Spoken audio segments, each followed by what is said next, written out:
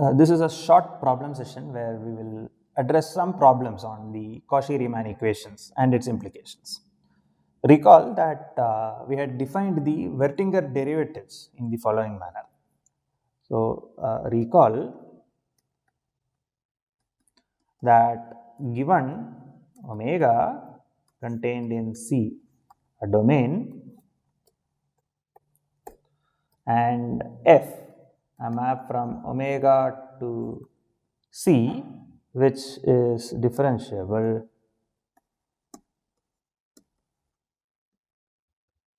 when I say differentiable, it means that the total derivative exists.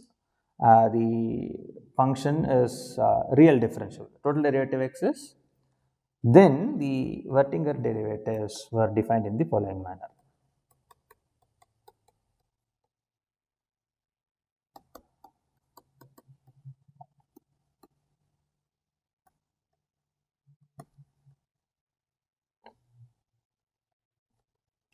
The z derivative dou f by dou z at a point z naught is defined to be equal to half of the partial derivative dou f by dou x at the point z naught plus 1 by I times dou f by dou y at the point z naught. And the z bar derivative dou f by dou z bar at the point z naught is defined as half of dou f by dou x at the point z naught minus 1 by I times dou f by dou y at the point z naught. And there was an exercise given to you which asked you to establish that the Cauchy-Riemann equation is equivalent to demanding that dou f by dou z bar is equal to 0. In this problem session, we begin by looking back at holomorphic polynomials, or what polynomials are holomorphic.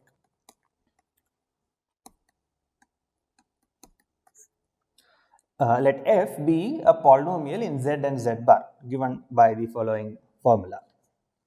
Let f be given by f of z is equal to summation Cnm. There are two subscripts where the n is for the exponent of z and m is the exponent of z bar. So, n comma m greater than or equal to 0, n plus m is less than or equal to d. So, this is how we capture a general polynomial. Notice that every polynomial in x, y in R2 can be written in this manner, and the problem is to show, or first it is to compute what is the Vertinger derivatives of such a polynomial. So, let me write down the statement, then prove that dou f by dou z is equal to summation Cnm into n into z to the power n minus 1 z bar to the power m, where n comma m both are greater than or equal to 0 and n plus m is less than or equal to d. And how is the Vertinger derivative? So, this is at the point z. And how is the derivative dou f by dou z bar defined? Dou f by dou z bar at any point z is going to be, this is what we have to prove, n m greater than or equal to 0, n plus m less than or equal to d, C n m z to the power n m z bar to the power m minus 1. Okay, let us try to prove this statement. So, before we go ahead with proving this statement, let us see that the laws of calculus also go through for both these operators, dou by dou z, both these derivatives, Vertinger derivatives, dou by dou z and dou by dou z bar. So, in particular, the first claim is to check that dou by dou z. I will not prove it for dou by dou z bar. The proof is going to be very similar. By keeping track of the right signs, you can give a similar proof. What is going to be dou by dou z of f plus g? By definition, this is equal to half dou by dou x of f plus g plus 1 by I times dou by dou I of f plus g. But we know that the partial derivatives dou by dou x and dou by dou y, they are both linear as operators. So basically dou by dou x of f plus g is dou f by dou x plus dou g by dou x. So I'll just directly write it as half of, this is equal to half of dou f by dou x plus 1 by I times dou f by dou y plus half of dou g by dou x plus 1 by I times dou g by dou y. And this is equal to dou f by dou z plus dou g by dou z. So yes, the linearity is satisfied by the Oettinger derivatives. A similar proof will say that this similar statement can be made about dou by dou z bar. Another important property which the Oettinger derivative satisfy is the product rule. So basically, if you have dou by dou z of f times g, this is going to be equal to, let's see what this will be. This is going to be half of dou by dou x of f times g plus 1 by I times dou by dou y of f times g. So the product rule or the Leibniz rule for the partial derivative operator, that's already known, and that will give us, this is equal to half of, I'll just directly write down what it is going to be.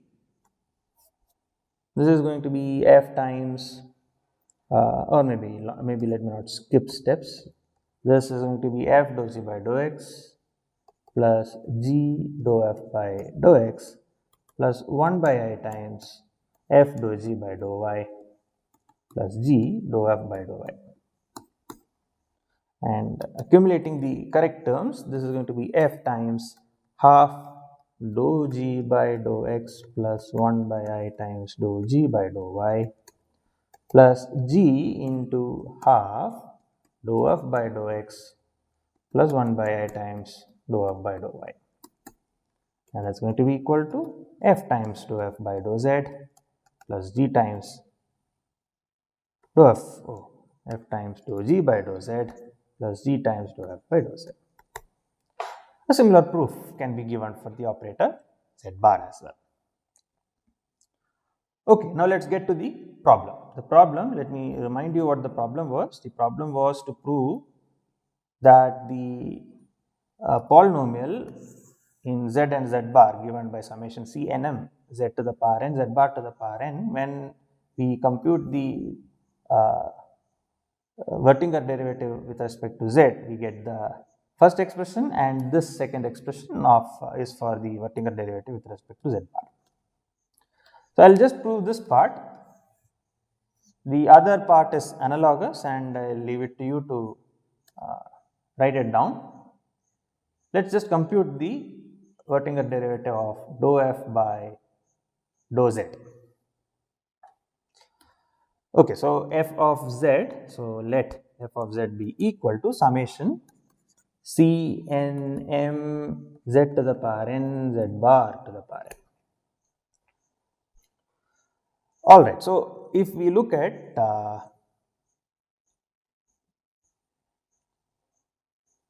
the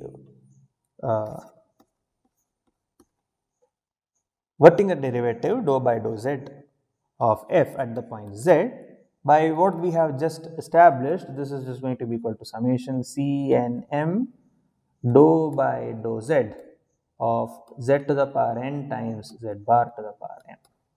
And I'm not writing down the, maybe I should write down once. The indices are going to be the same. What is of interest is what is inside. So let's see what happens here. This is going to be summation c n m z bar to the power m. Now by applying the product rule or the Leibniz rule, this is going to be dou zn by dou z plus z to the power n dou z bar m by dou z. This is precisely what we will be getting. by looking at the derivative of z to the power n, z bar to the power n. So recall that the operator dou by dou z is the same operator as earlier, the operator d by dz that we were talking about. So dou z to the power n by dou z is equal to n times z to the power n minus 1. Let's now look at what is dou by dou z of z bar to the power m. This is what we are interested in. The other one we already know. To compute this, what we will do is we will just compute it for m is equal to 1. For m is equal to 1, this is going to be dou z bar by dou z. And one should actually, I'll just leave this as an exercise to you. It's a very straightforward check to see that this is going to be equal to 0, because you look at the definition here, this is going to be equal to half of dou z bar by dou x plus 1 by I times dou z bar by dou y. And the function dou z bar by dou x is, z is basically x plus x minus iy, and dou z bar by dou x is going to be equal to 1. And what is going to be x minus iy, the y derivative of x minus iy, that's just going to be minus I. So this is going to be 1 plus 1 by I times minus I, which is 1 minus 1, which is equal to 0. So this is quite straightforward. And now by applying product rule, we have dou z bar to the power m by dou z is equal to 0. And therefore, if you come back to this expression above, this expression of dou f by dou z at the point z, this term vanishes, and hence dou f by dou z is going to be equal to summation n comma m greater than or equal to 0, n plus m less than or equal to d as the indices, c and m, n z to the power n minus 1, z bar to the power m. The corresponding equation for dou f by dou z bar is proved very similarly. The only observation in that case is that dou z by dou z bar in that case is going to be equal to 0. So in order to prove the second expression in this problem, you just have to focus on the fact that dou z by dou z bar, this is equal to 0. Because we are looking at the second Wirtinger derivative, one with respect to z bar, and the fact that dou z bar, okay, so I'll just leave this as an exercise and check that dou z bar to the power m by dou z bar, this is equal to m times z bar to the power m minus 1. The proof is exactly as in the case when we deal with the Wirtinger derivative, the derivative of z to the power n. So before we do the next problem, let's also look at the Laplacian operator in terms of the Wirtinger derivatives. So recall again that the Laplacian operator was given by dou square by dou x square plus dou square by dou y square. Let's use the definition of the Wirtinger derivatives and write the derivatives in terms of dou by dou z and dou by dou z bar. Let's see how this goes. This is going to be equal to what is going to be, so recall that dou f by dou z is equal to half of dou f by dou x plus I 1 by I times dou f by dou y, and dou f by dou z bar was half of dou by dou x minus 1 by I times dou by dou y, dou by dou z bar. So dou by dou x in particular, let's see, dou by dou x, this is going to be equal to dou by dou z. So dou for any function f, that's what I mean, it's given by delta. This is equal to dou f by dou z plus dou f by dou z bar.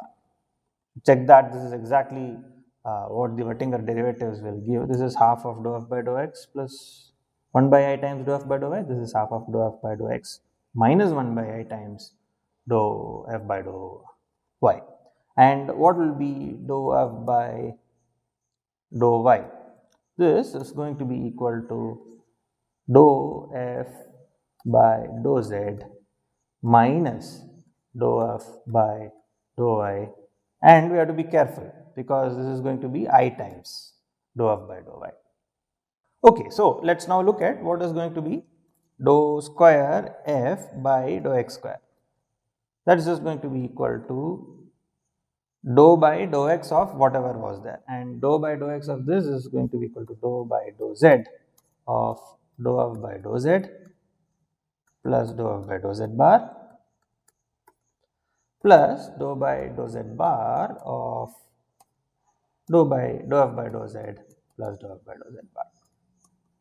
So this is going to be equal to dou square f by dou z square plus dou square f by dou z bar square, and by using the Clairaut's theorem, this is going to be equal to dou square f by dou z bar. Okay, let's now compute dou square f by dou y square in terms of the Oettinger derivatives. What will be dou square f by dou y square? We already have written down an expression for that. It's going to be 1 by I times dou by dou z of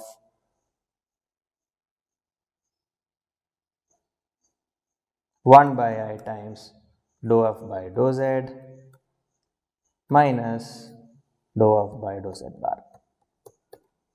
And then there is a dou by dou z bar of 1 by I times dou f by dou z minus dou f by dou z bar. Okay, let's see what happens here. The i's will give us a minus 1 times dou square f by dou z square, and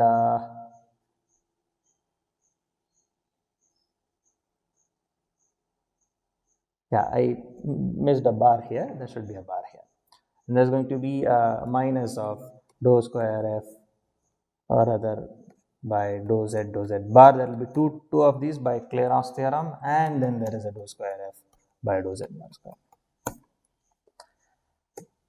Therefore, hence the Laplacian of f is given by dou square f by dou x square plus dou square f by dou y square, which will now become 4 times dou square f by dou z bar. So this is the Laplacian in terms of our Oettinger derivatives. Let us now try to get hold of a necessary and sufficient condition when we can say that a given polynomial is harmonic or not. So recall that while doing the previous problem, oh yes, maybe I should mention that at this point. This problem tells us exactly when our polynomial is going to be holomorphic. Notice that if there is any term with m greater than z to the c n m not equal to 0 for m greater than 0, then the derivative of f with respect to z bar will not be 0, and hence the Cauchy-Riemann equations will not be satisfied. So the holomorphic polynomials are precisely those polynomials where c and m, the coefficient c and m is 0 whenever m is greater than 0. So just like how we can give a characterization of what holomorphic polynomials will look like, we will also be able to talk about how harmonic polynomials will look like. So let me just write down the problem for you. Again, let f be the polynomial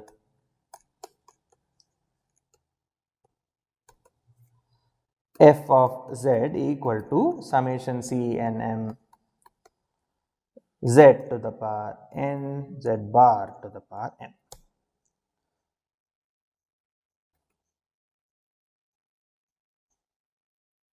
So notice that both z and z bar feature in here.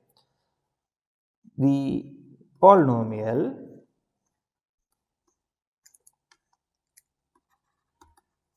f is harmonic on C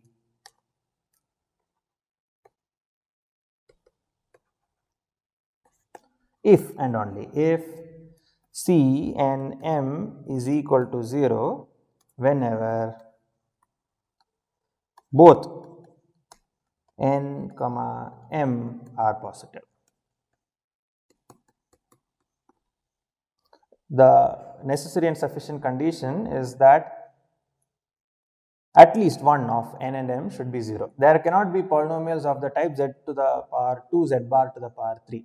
There will be either a polynomial, either a monomial with z to the power n featuring in it, or z bar to the power m featuring in it. All other terms should necessarily be equal to 0.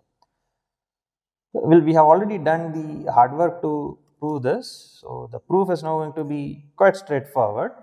We are interested in the Laplacian of f. What will be the Laplacian of f? Laplacian of f is going to be equal to, let me just leave it to you to check that. This is going to be C and m times the Laplacian of z to the power m, z bar to the power m. Let's look at the Laplacian of each of the monomials separately. The first question is, what is going to be Laplacian of z to the power n? Remember that Laplacian can now be written as 4 times dou square by dou z bar of z to the power n in this case, which is equal to 4 times dou by dou z of dou z to the power n by dou z bar. And we have already seen that the Oettinger derivative of z to the power n with respect to z bar is 0. So this is going to be equal to dou by dou z of 0, which is 0, 4 times dou by dou z of 0, which is 0. So the Laplacian of z to the power n is 0. So in particular, the function z to the power n is harmonic. That's what we have just established. Let's also now look at what is going to be the conjugate harmonic, the conjugate powers, z bar to the power m. This is also going to be the same as the second derivative dou square by dou z bar dou z. Let me write it this way now. By Clairaut's theorem, we can do that. And this is going to be 4 by dou z bar of dou z bar to the power m by dou z. And we have just seen in the previous problem that this vanishes, just like how this vanishes. And this is equal to 0. So z bar to the power m, they also are harmonic. They all the Laplacian of such functions also vanish. So in particular, if you get back to the expression here, whenever either m is equal to 0 or n is equal to 0, the Laplacian always vanishes. Okay, let's now look at what is going to be the Laplacian when there are powers of both z to the power n and z bar to the power m. This is the expression which could create a problem. Let's see. This is going to be 4 times dou by dou z by dou z bar of z to the power n, z bar to the power m, which we have already seen is going to be 4 times dou by dou z of m minus 1 times z to the power n, z bar to the power m. And now applying the z derivative to the entire thing, this is going to be equal to 4 times n minus 1 into m minus 1 into z to the power n minus 1, z bar to the power m minus 1. So effectively, we have written the Laplacian of f to be equal to summation c n m 4 times n minus 1 into m minus 1 z to the power n minus 1 z bar to the power m minus 1, where both m comma n are now greater than 0. Both are greater than 0. Whenever okay, I should have been a little careful when I wrote indices earlier. I hope I have written greater than or equal to 0 earlier. Yes, I have written a greater than or equal to 0 here. We do allow in those cases n and m to be 0. But in this case, if n is 0 or if m is 0, what happens is that the Laplacian is going to kill the function. What remains is hence both n comma m greater than 0, n plus m less than or equal to d. This is precisely what the Laplacian of f is going to be. But this is a basis of the collection of all polynomials of degree less than or equal to d, and therefore C and M is forced to be 0 whenever such an expression is demanded to be 0. The Laplacian of f is equal to 0 if and only if C and M is equal to 0 for all n comma m greater than 0. Either n is greater than 0 or m is greater than 0, this is equal to 0. So this is one stroke. We have the if and only if part, and with that we complete the proof. Let me conclude this problem session by solving one more problem. We will try to see when an entire function can be real valued. Entire already captures the fact that the function is holomorphic on the entire complex plane. So let f from C to C be an entire function.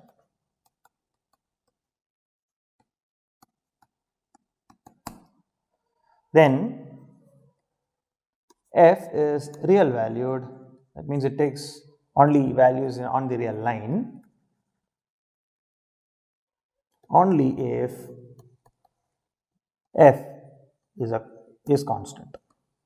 So the only possible real valued functions are constants. Let's give a proof of this. The proof is embedded in the Cauchy-Riemann equations. Let's use the fundamental theorem of calculus, like we had done earlier, to write the real part. So the imaginary part of f is already known to be 0. So let f be equal to u plus iv. F is real valued implies that v is equal to 0. We already now know that v is equal to 0. And what is going to be u? By the fundamental theorem of calculus, u of x plus iy is going to be equal to u of 0 plus integral from 0 to x u of t dt, that will give you of x minus u of 0, plus 0 to dou u by dou x of t dt. The fundamental theorem of calculus captures it this way. And now next is the y derivative. So the x is already there, it will be x plus it dt. So this is from 0 to y. So this is precisely the expression of u by using the fundamental theorem of calculus. Remember that f is an entire function. Now let us invoke the Cauchy-Riemann equation like we have done earlier, and this is going to be equal to u of 0. Dou u by dou x is dou v by dou y of t dt, and this is 0 to x, and this is 0 to y of, okay, this now will be minus of dou v by dou x of x plus it dt. But what do we know about v? We know that v is 0 because f is a real valued function. Because v is 0, its partial derivatives are also 0, both are 0. And that means that u of x plus iv or u of z is equal to u of 0, which is a constant. That's precisely what we had come to prove, because f is equal to u in this case and u is a constant function.